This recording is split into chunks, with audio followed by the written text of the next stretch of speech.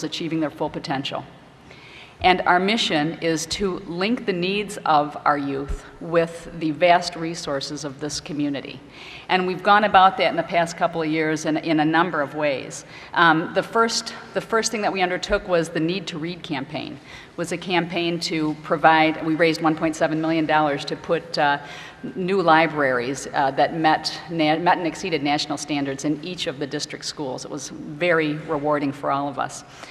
We also raise money annually to send 3rd, 6th, and 9th graders to Blandford to have an environmental experience. We also send the elementary school children from 1st through 6th grade to various arts organizations in the community to see a theater or to participate in a program at Meyer Gardens. And a number of years ago, we started a tools campaign, a Tools for Learning, Tools for Life. And that is a campaign in which we raise money for things like graphing calculators, which are critical for math and science education, and also for taking the college entrance exams, musical instruments, art supplies, those things that students need for a good, well-rounded education, and those things that without which would be a barrier to their education.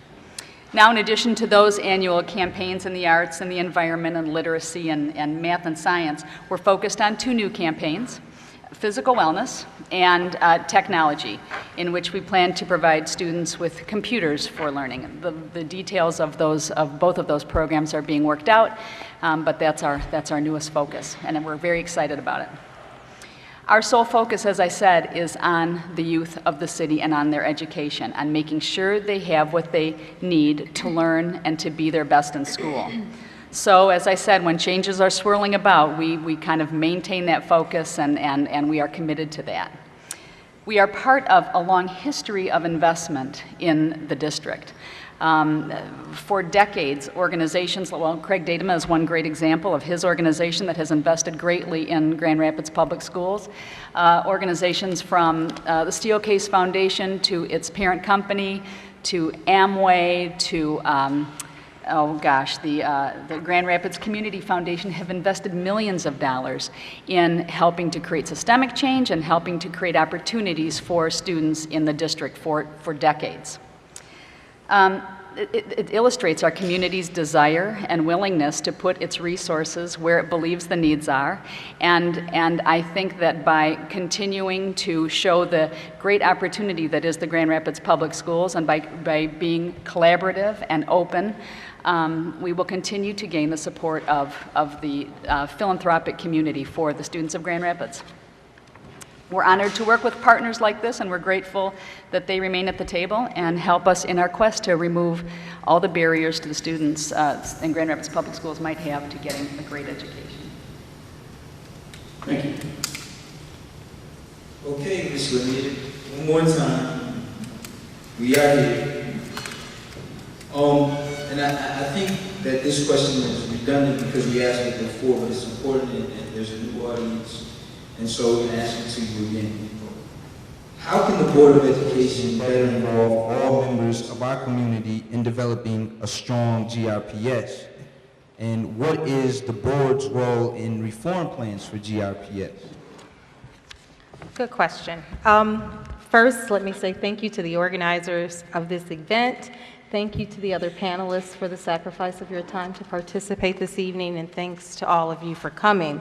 I think the lowest 5% puts GRPS in a very unique position, and I'm choosing to look at this position as optimistically as possible, as opposed to looking at the downside of the lowest 5%.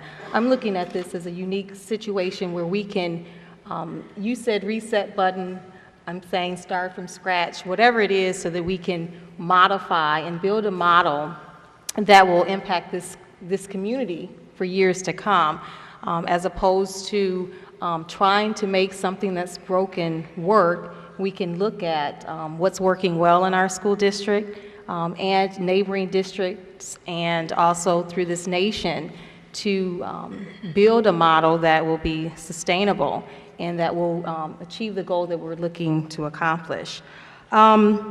I think as a public institution, the Board of Education in Grand Rapids Public Schools, it's our duty to engage the community in a strategic plan so that we can talk about what's happening in our community, engage stakeholders like many of you who are sitting at the table to talk about what this community would like to see. Again, this position that we're in puts us in a place where we can talk about those issues and start building models and within the district. Also, I think that as we talked last time, and that it's also come up this evening, there's a need to address cultural competency within our district, as well as parental engagement. And I think, again, a strategic plan can address that.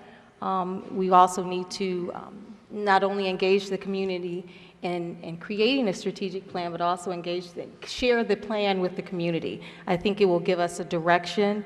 I have the unique position of being a member of the Student Advancement Foundation as well as being a board member, and we went through strategic planning a few years ago, and I think going through strategic planning with Student Advancement Foundation and then also my business experience, I know how a strategic plan can turn an organization around and give you direction, and I think that's what we need. Finally, I'll say that I think all of this can be achieved by first building bridges within the district and within this community, restoring civility to our dialogue. Thank you for the charge, Mr. Mayor. I appreciate that, and I agree with everything you've said, and I think we do need to gain mutual respect for one another and all of the stakeholders.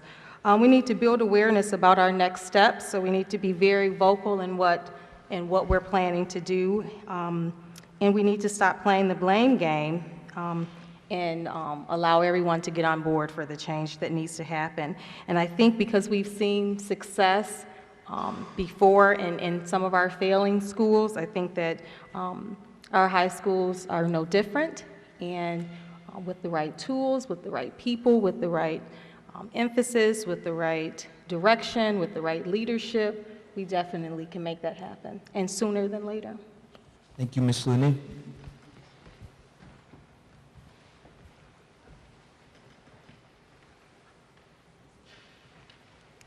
Dr. Taylor, GRPS has recent success stories with turnarounds and improvements. Schools meeting adequate yearly progress are up from 26 in 2006 to 45 today, including 3 high schools. Which of the reform models are being considered?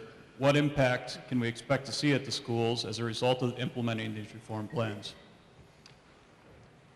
That's a very good question, because we are in a compliance mode, and my experience has taught me that when you are in a compliance mode, you have to react, and react quickly. Those 4 models, and I want you to put that back if you wouldn't mind, because I think our audience needs to understand that some of those models, of the 4, school closure is not a viable option, because quite frankly, whichever the schools are involved, the overcrowding that would be created by closing any of those schools would create an untenable situation. The turnaround model, where you have to replace 50% of the school staff, we've tried that. And quite frankly, given the way that tenure is organized in this state, all you would be doing is just recycling people through the same schools. So that's not a viable model. So all we really have left are the restart model and the transformational model. And at some point, there'll be some discussion about one of those 2 as